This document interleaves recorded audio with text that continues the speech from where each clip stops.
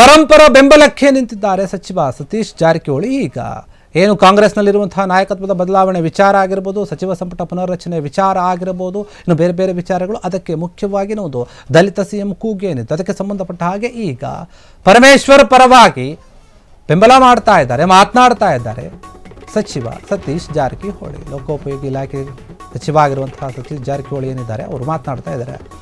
ಪರಂ ಏಕೆ ಸಿಎಂ ಆಗಬಾರದು, ಅವ್ರಿಗೆ ಯಾಕೆ ಅರ್ಹತೆ ಇಲ್ವಾ ಅಂತ ಮಾತನಾಡ್ತಾ ಇದ್ದಾರೆ. ಅವರು ಒಬ್ಬ ಸೀನಿಯರ್ ನಾಯಕ, ಈಗಾಗಲೇ ನಾವು ಹೇಳಿದಾಗೆ ಅವರೊಬ್ಬ ತುಂಬ ಸೀನಿಯರ್, ಡಿ.ಕೆ. ಶಿವಕುಮಾರ್ಗಿಂತ.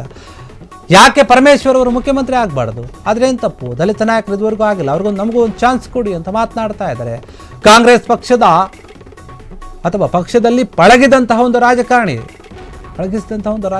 ದೊಡ್ಡ ಮಟ್ಟದ ಅನುಭವ ಇದೆ ಅವರಿಗೆ ಪಟ್ಟ ಸಿಗೋದಾದ್ರೆ ಅದರಲ್ಲಿ ತಪ್ಪೇನೂ ಇಲ್ಲ, ನಮ್ಮ ಬೆಂಬಲ ಕೂಡ ಇದೆ ಅಂತ ಹೇಳಿ ಸಚಿವ ಹೇಳ್ತಾ ಇದ್ದಾರೆ ಸತೀಶ್ ಜಾರಕಿಹೊಳಿ. ರಾಜ್ಯದ ಅನೇಕ ನಾಯಕರಿಗೆ ಪರಮೇಶ್ವರ್ ಅವರು ಮಾರ್ಗದರ್ಶಕರಾಗಿದ್ದಾರೆ, ಅಂತಹ ಕೆಲಸವನ್ನು ಮಾಡಿದ್ದಾರೆ. ಅಂಥವರಿಗೆ ಸಿಎಂ ಪಟ್ಟ ಸಿಕ್ಕರೆ ತಪ್ಪೇನೂ ಇಲ್ಲ ಅಂತ ಹೇಳಿ ಸಚಿವ ಆಗಿರುವಂತಹ ಸತೀಶ್ ಜಾರಕಿಹೊಳಿ ಮಾತನಾಡ್ತಾ ಇದ್ದಾರೆ. ಸಿಎಂ ಜಟಾಪಟಿ ಮಧ್ಯೆ ಈಗ ದಲಿತ ಸಿಎಂ ಕೂಗು ಕೂಡ ಜೋರಾಗಿ ಕೇಳಿ ಬರ್ತಾ ಇದೆ. ಪರಮೇಶ್ವರ್ ಅವರು ಕೂಡ ಈ ಹಿಂದೆ ಸ್ಥಾನದ ಆಸೆಯನ್ನು ಕೂಡ ಬಿಚ್ಚಿಟ್ಟಿದ್ರು. ಈಗ ಮತ್ತೆ ಸತೀಶ್ ಜಾರಕಿಹೊಳಿ ಹೇಳ್ತಾ ಇದ್ದಾರೆ, ಮತ್ತೀಗ ಅವರ ಪರವಾಗಿ ಇವರು ಮಾತನಾಡ್ತಾ ಇದ್ದಾರೆ. ಈ ಮೂಲಕ ದಲಿತ ಸಿಎಂ ಆಗಬೇಕು ಅಂತ ಹೇಳಿ ಇವರು ಕೂಡ ಒತ್ತಡವನ್ನು ಹೇರ್ತಾ ಇದ್ದಾರೆ ಹೈಕಮಾಂಡ್ಗೆ. ಪರಮೇಶ್ವರ್ ಅವರ ಬೆಂಬಲಿಗರು ಅವರು ಕೂಡ ಅದನ್ನೇ ಹೇಳಿದ್ರು. ಈಗ ಸತೀಶ್ ಜಾರಕಿಹೊಳಿ ಕೂಡ ಅದನ್ನೇ ಹೇಳ್ತಾ ಇದ್ದಾರೆ. ಕೆ.ಎನ್. ರಾಜಣ್ಣ ಕೂಡ ಅದನ್ನೇ ಹೇಳಿದರು ಈ ಹಿಂದೆ, ಮಹಾದೇವಪ್ಪ, ಮುನಿಯಪ್ಪ ಎಲ್ಲರೂ ಕೂಡ ಪರಮೇಶ್ವರ್ ಅವರನ್ನು ಸಪೋರ್ಟ್ ಮಾಡ್ತಾರೆ. ದಲಿತ ನಾಯಕ ಆಗಬೇಕು, ಸಿಎಂ ಆಗಬೇಕು, ಅವರಿಗೆ ಈ ಒಂದು ಸ್ಥಾನ ಸಿಕ್ಕರೆ ಏನೂ ತಪ್ಪಿಲ್ಲ, ಯಾಕಂದರೆ ಅವರು ಸೀನಿಯರ್ ನಾಯಕರಿದ್ದಾರೆ, ಅನುಭವಿ ರಾಜಕಾರಣಿ ಇದ್ದಾರೆ, ಎಷ್ಟೋ ಜನಕ್ಕೆ ಮಾರ್ಗದರ್ಶನವನ್ನು ಮಾಡಿದ್ದಾರೆ, ಉತ್ತಮವಾಗಿ ಆಡಳಿತವನ್ನು ನಡೆಸಿದ್ದಾರೆ.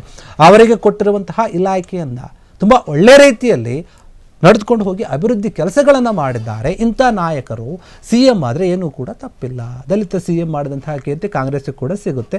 ಅದಕ್ಕಾಗಿ ಅವರು ಸಿಎಂ ಆಗಲಿ, ನಮ್ಮದೇನೂ ಅಭ್ಯಂತರ ಇಲ್ಲ, ನಾವು ಕೂಡ ಅವರಿಗೆ ಸಪೋರ್ಟ್ ಮಾಡ್ತೀವಿ ಅನ್ನುವಂಥ ರೀತಿಯಲ್ಲಿ ಸತೀಶ್ ಜಾರಕಿಹೊಳಿ ಮಾತನಾಡಿದ್ದಾರೆ. ಈಗ ಪರಮೇಶ್ವರ್ ಪರವಾಗಿ ಈ ಹಿಂದೆ ಅವರು ಕೂಡ ರೇಸ್ನಲ್ಲಿದ್ದೀನಿ, ನಾನು ಕೂಡ ಸಿಎಂ ಆಕಾಂಕ್ಷೆ, ನಾನು ಯಾಕೆ ಆಗಬಾರ್ದು ಅಂತ ಇವರೇ ಮಾತನಾಡಿದರು. ಈಗ ಇವರು ಪರಮೇಶ್ವರ್ ಅವರಿಗೇ ಸಪೋರ್ಟ್ ಮಾಡ್ತಾ ಇದ್ದಾರೆ. ಅವ್ರು ಆಗಬೇಕು, ಅವ್ರು ನಮಗಿಂತ ಸೀನಿಯರ್ ಇದ್ದಾರೆ, ನಮಗಿಂತ ಅನುಭವ ಇದೆ, ಅವರಿಗೆ ಎಲ್ಲವನ್ನೂ ಕೂಡ ಸರಿಯಾದ ರೀತಿಯಲ್ಲಿ ನಡೆದುಕೊಂಡು ಹೋಗ್ತಾರೆ. ಒಂದು ರೀತಿಯಲ್ಲಿ ಸಿದ್ದರಾಮಯ್ಯ ಆದ ನಂತರ ಅಥವಾ ಅವ್ರಿಗಿಂತ ಜಾಸ್ತಿ ಅನುಭವ ಇರಬಹುದು, ಯಾಕಂದರೆ ಪರಮೇಶ್ವರ್ ಅವರು ಇದೇ ಕಾಂಗ್ರೆಸ್ನಲ್ಲಿ ಇದ್ದಾರಲ್ಲ ಮೊದಲಿಂದ. ಹೀಗಾಗಿ ಅವ್ರಿಗೆಲ್ಲ ರೀತಿಯಾದಂಥ ಅನುಭವ ಇದೆ. ಅವ್ರಿಗೂ ಕೂಡ ಸಿಎಂ ಸ್ಥಾನ ಸಿಗಬೇಕು, ಕೊಡಿ ಅಂತ ಹೈಕಮಾಂಡ್ಗೆ ಒಂದು ರೀತಿಯಲ್ಲಿ ಕಿವಿ ಮಾತು ಹೇಳದಂತೆ ಕಾಣ್ತಾ ಇದೆ.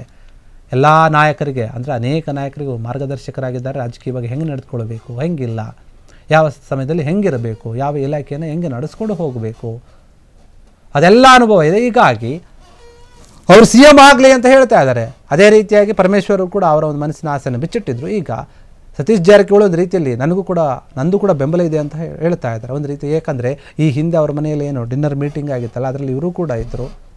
ಇವೆಲ್ಲ ಬೆಳವಣಿಗೆಗಳನ್ನು ನೋಡ್ತಾ ಇರುವಾಗ ಅವರವರಿಗೆ ಸಂಬಂಧಪಟ್ಟ ಹಾಗೆ ಆಪ್ತರಿಗೆ ಅವರು ಈಗ ಸಪೋರ್ಟ್ ಮಾಡ್ತಾ ಇದ್ದಾರೆ. ಹಾಗಾದರೆ ಡಿ.ಕೆ. ಶಿವಕುಮಾರ್ ಅವರು ಏನು ಮಾಡ್ತಾರೆ ಈ ಒಂದು ವಿಚಾರದಲ್ಲಿ ಗೊತ್ತಿಲ್ಲ. ಈಗ ಸದ್ಯಕ್ಕಂತೂ ಸಚಿವ ಸತೀಶ್ ಜಾರಕಿಹೊಳಿ ಏನಿದ್ದಾರೆ ಅವರು ಪರಮೇಶ್ವರ್ ಅವರಿಗೆ ಬೆಂಬಲವನ್ನು ಸೂಚಿಸ್ತಾ ಇದ್ದಾರೆ. ಸಿಎಂ ಆಗಲಿ, ದಲಿತ ಸಿಎಂ ಆಗಬೇಕು ಅಂತ ಹೇಳಿ. ಕ್ಷಣ ಕ್ಷಣದ ಸುದ್ದಿಗಳಿಗಾಗಿ ಫ್ರೀಡಂ ಟಿವಿ ಸಬ್ಸ್ಕ್ರೈಬ್ ಮಾಡಿ, ಲೈಕ್ ಮಾಡಿ ಹಾಗೂ ಫಾಲೋ ಮಾಡಿ.